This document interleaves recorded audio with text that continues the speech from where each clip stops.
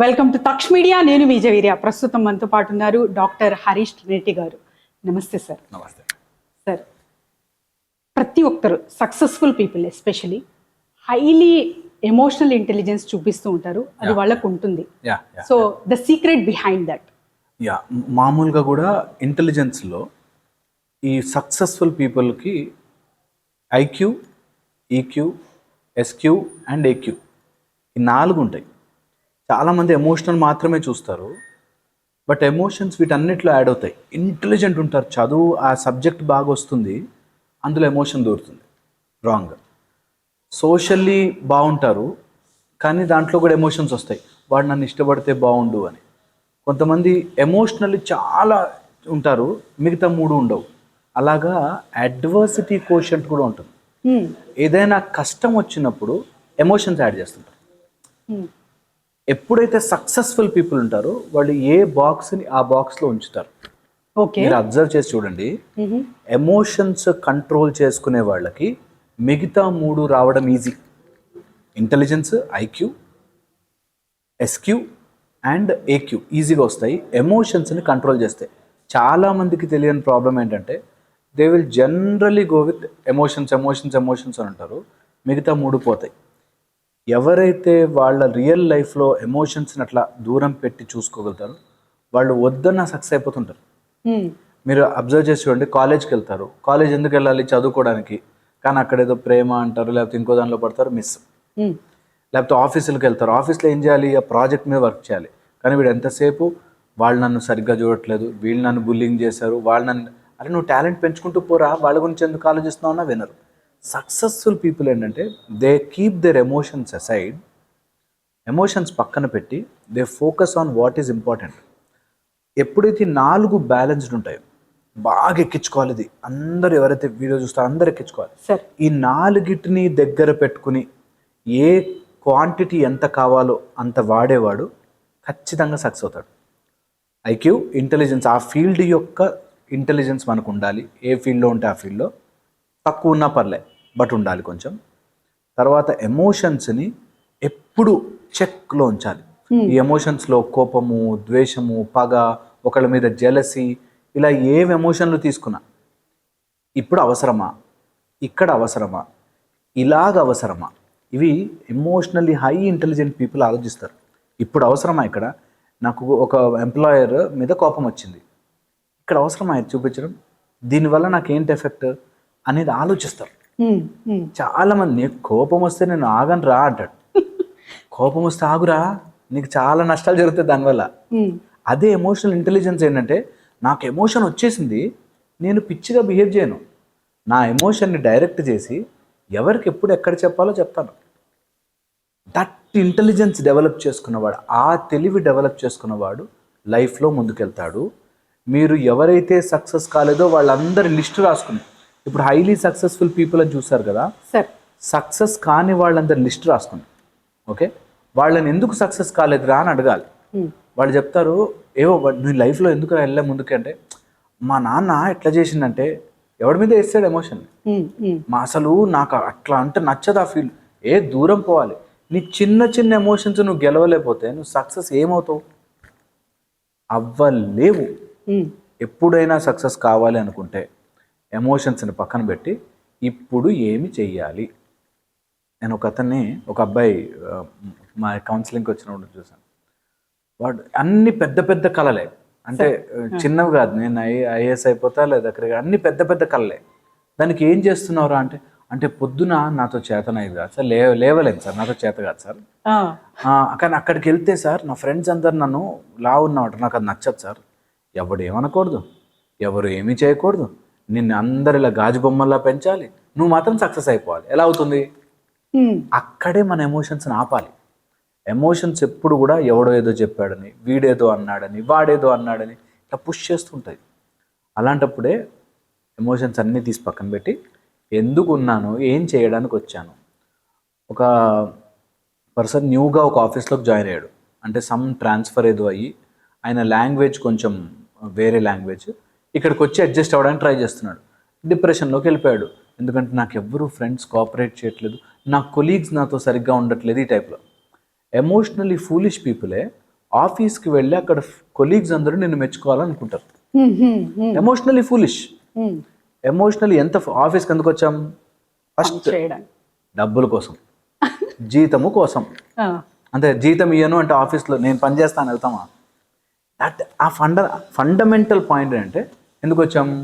డబ్బులు. అక్కడ ఫ్రెండ్షిప్ కోసం రాలే, అక్కడ నా కొలీగ్స్ అందరూ నన్ను మెచ్చుకోవాలి అని రాలే, నా పని నేను చేయడానికి, ఆ చేసిన పనికి గాను డబ్బులు తీసుకోవడానికి.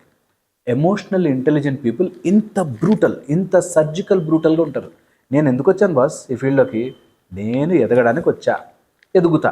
మధ్యలో వాడేదో అన్నాడు, నా కొలీగ్ నన్ను ఎంత మోసం చేశాడు సార్, ఇవన్నీ లేవు, నాన్ సెన్స్ జరుగుతాయి పక్కకి. ఎమోషనల్లీ ఇంటెలిజెంట్ ఉండాలంటే ఫస్ట్ థింగ్ అది. ఎప్పటికప్పుడు గిల్లుకుని క్రాస్ చెక్ చేసుకోవాలి. నేను ఎందుకు వచ్చాను కాలేజ్కి చదువుకోవడానికి, నేను ఎందుకు వెళ్ళాను ఆఫీస్కి, నేను ఇచ్చిన ప్రాజెక్టుని పని చేసి డబ్బు సంపాదించడానికి, ఇంకా మిగతావంతా మధ్యలో మసాలా, అవన్నీ యాడ్ చేయకూడదు. ఎమోషనల్లీ ఫూలిష్ ఉన్నవాళ్ళు ఇవన్నీ యాడ్ చేస్తారు. నా ఫ్రెండ్ నన్ను ఆ రోజు ఎంత మాట అన్నాడు సార్, అక్కడ అందరి ముందు పరువు పోయింది సార్. నీకు ఆఫీస్లో పరువు వస్తే నీకేమి మెడలేసి పూలదండలేయరు, పాయింట్లెస్. నువ్వు వచ్చింది ఎందుకు? నీ పని చేసుకోవడానికి. ఆ పనిని ఆపడానికి వాడెవడో అడ్డొస్తున్నాడు సార్. ఇలా చెప్పగానే వెంటనే హ్యూమన్ మైండ్ ఒప్పుకోదు. మీరు ఈజీగా చెప్తారు సార్, కానీ నా కొలీగ్స్ నన్ను ఎంత టార్చర్ పెడుతున్నారంటే, నేను ఏది పెట్టినా అడ్డు పెడుతున్నారంటే, వాళ్ళు ఏది పెట్టినా అడ్డు పెడుతుంటే నువ్వు ఆగిపోయి కూర్చున్నావంటే ఇంకో 10 పెడతారు. నువ్వు ఎలా ఎదగాలంటే ఈ ఎమోషన్స్ అన్ని వాడికి బుద్ధి వచ్చేలా చేస్తా, వీడికి తెలివి వచ్చేలా చేస్తా అని టైం వేస్ట్ చేసే కంటే నేను ఏం ఇంప్రూవ్ అవ్వచ్చు అన్నది ఆలోచించుకున్నవాడు emotionally intelligent fellow and improve అవుతాడు. ఎవరైతే ఇంప్రూవ్ కాకూడదు అనుకుంటారో వాళ్ళు ఐఎమ్ గివింగ్ 100%, వాడిది ఎలాంటి ఎమోషనల్ స్టోరీలోనే ఉంటుంది. అది అక్కడెక్కడో కొలీగ్ని ఎవరినో ప్రేమించానని, లేకపోతే ఎవరో ఫ్రెండ్ ఎవడో నన్ను బులింగ్ చేశాడు, ఇందులో ఉంటారు. అది బ్యాడ్. డెఫినెట్లీ అలాంటి ఎవరన్నా మనని బులింగ్ చేస్తున్నారు, లేకపోతే ఎవరన్నా మనని తిడుతున్నారు, ఆఫీస్లో టార్చర్ పెడుతున్నారు, దాని there is an authority, there is a method to proceed. Correct. నీ టాలెంట్ కరెక్ట్గా ఉంటే నిన్ను ఆ కంపెనీ వదులుకోదు. ఎగ్జాక్ట్లీ. సో దానికోసం కూర్చోవాలి. నిన్ను ఎవరైనా ఇబ్బంది పెడుతుంటే ఆ అడ్వర్సిటీ నుంచి నీ ఎమోషన్ని బయటకు తీసుకురావాలి. అందుకే AQ అంటాం, అడ్వర్సిటీ కోఎఫిషియంట్. అంటే కష్టం వచ్చినప్పుడు నీ ఎమోషన్ ఎక్కడుంది, అది చాలా చాలా ఇంపార్టెంట్. ఎంత కష్టం వచ్చినా సరే నేను ఫూలిష్గా బిహేవ్ చేయను. ఒక అతను ఇప్పుడు డబ్బులు అవసరం ఉన్నాయి, చాలా అవసరం చాలా అవసరం చాలా అవసరం, పీకల మీదకి వచ్చి చాలా అవసరం. యాప్ల్లో డబ్బులు వస్తాయి చూడండి, ఈజీ యాప్స్ ఉంటాయి, తొందరగా మనీ లెండరింగ్ యాప్స్. యాప్లో ఇక్కడ అప్పు చేశాడు. అంత ఫూలిష్గా నీకు 25% వడ్డీ, 30% వడ్డీ ఎవడైనా ఇస్తాడా? కామన్ సెన్స్ అని ఉండదు. ఒక అతను ఈ బెట్టింగ్ యాప్స్లోకి వెళ్ళిపోయాడు. ఎమోషనల్, నాకు అవసరం సార్ డబ్బు, అందుకని ఎమోషనల్గా ఇన్వాల్వ్ అయ్యి ఆ బెట్టింగ్ యాప్స్కి ఎడిక్ట్ అయిపోయాడు. నీ ఎమోషన్ని నువ్వు కంట్రోల్లో తెచ్చుకొని రోజున అన్నీ నేను మోసం చేస్తాను, తెచ్చుకున్న రోజున అన్నీ నీ కంట్రోల్లోకి వస్తాయి. అందుకని EQ, ఎమోషనల్ కోషెంట్, ఎప్పుడు ఎక్కడ ఎందుకు ఎలా బిహేవ్ చెయ్యాలి అన్నది నీ ఎమోషన్స్కి నీకు తెలిసి ఉండాలి. నేను ఆఫీస్లో నేను ఏడవను, ఆఫీస్లో డీల్. నా కొలీగ్ ఎవరన్నా నన్ను టార్చర్ పెడుతున్నాడు, లేకపోతే ఐ విల్ డీల్ ఇట్. నేను ఎందుకు భయపడాలి? వాడు నన్ను, అయ్యో నేను మంచివాడినే కదా, నన్ను ఎందుకు నువ్వు మంచి అనుకోవట్లే? వై? వాడు నిన్ను మంచి అనుకుంటే ఏంటి, అనుకోకపోతే ఏంటి? నువ్వు మంచి అనిపించుకోవడానికి వచ్చావా? నో. సింపుల్, అది చాలా సింపుల్. ఒప్పుకోలేదు తెలుసా, మీరు నమ్మరు. మేము ఇలాంటి చెప్తే నీకేంటి చెప్తావు, మైక్ ఉంటే ఎవడైనా చెప్తారు కాబట్టి, అవుతుంది కాబట్టి భరిస్తున్నాము అంటారు. నేనంట, ఒకవేళ నువ్వు ఆ ఉద్యోగం దాటి ఇంకో చోటికి వెళ్ళలేని దుస్థితిలో ఉంటే అంటే you are not capable. Come out dammit, కొత్త చేసుకో, గెలిచి చూపించు. నీకే గనక అంత టాలెంట్ ఉంటే. ఎమోషన్స్కి సకంబ అయిపోకూడదు ఎప్పుడు. బాధ వేస్తుంది, మనుషులుగా బాధ ఉంటుంది, మనుషులకి ఇబ్బంది ఉంటుంది, అయ్యో అనిపిస్తుంది. అనిపిస్తే నువ్వు ఎంత తొందరగా దాని నుంచి బయటకు వస్తావు అన్నది నీ మనిషి తత్వం. బాధ వేసింది, నేను ఇంకా డిప్రెషన్లోకి పోతా, బయటకే పోను, నేను ఇంకా ఎప్పటికీ అలా ఉండిపోతా. Never ever do that. అది శరీరం స్లోగా నేను కంఫర్ట్ జోన్లోకి తీసుకెళ్ళి కారణాలు చెప్తారు. నాకు ఈ మధ్య ఒక ప్రోగ్రామ్ కూడా చేశా, సార్. టైం ఉంటే బా నాకే గనక టైం కలిసి వస్తేనా అని అంటాడు ఒక అతను. ఏది మాట్లాడు సచిన్ టెండూల్కర్ టైం బా సచిన్ టెండూల్కర్ది టైం చిరంజీవి కలిసి వచ్చింది. గెలిచిన వాళ్ళందరూ లక్కలు వచ్చేసారు. నేను ఒక్కడే మహానుభావుడిని, నన్నే ప్రపంచం తొక్కేసిందని బతుకుతారు చాలామంది. I want this to go away. ఏదైనా నా బ్రతుకు, నా లైఫ్ నేను సెట్ చేసుకుంటా, ఏడుస్తూ కూర్చోను అనేది స్టార్ట్ చేసిన రోజున లైఫ్ విల్ బి బ్యూటిఫుల్. ఎమోషన్స్ని అలా కంట్రోల్లోకి తెచ్చుకున్న రోజున గెలుస్తాం. హైలీ సక్సెస్ఫుల్ పీపుల్ ఫస్ట్ చేసే పని అది. ఎవడెవడు ఏమేమి అంటున్నాడు, కొలీగ్స్ ఏం చేస్తున్నారు, అవన్నీ ఆలోచించరు. They focus on their growth. ఎవరైనా సక్సెస్ఫుల్ అవ్వాలంటే ఫస్ట్ ఈ రూల్ రాసి పెట్టుకోవాలి గోడ మీద. ప్రపంచంతో పనిలే, నాకే పని, నేనే ఇంప్రూవ్ అవుతా, నేనే ముందుకెళ్తా. ఎవరు నాకు సహాయం వద్దు, ఎవరు నా తోడొద్దు. వచ్చారా వెరీ గుడ్, రాకపోతే నేను అక్కడ కూర్చుని ఏడవట్లేదు. That should be the mindset. అది వస్తే చాలా బాగుంటుంది.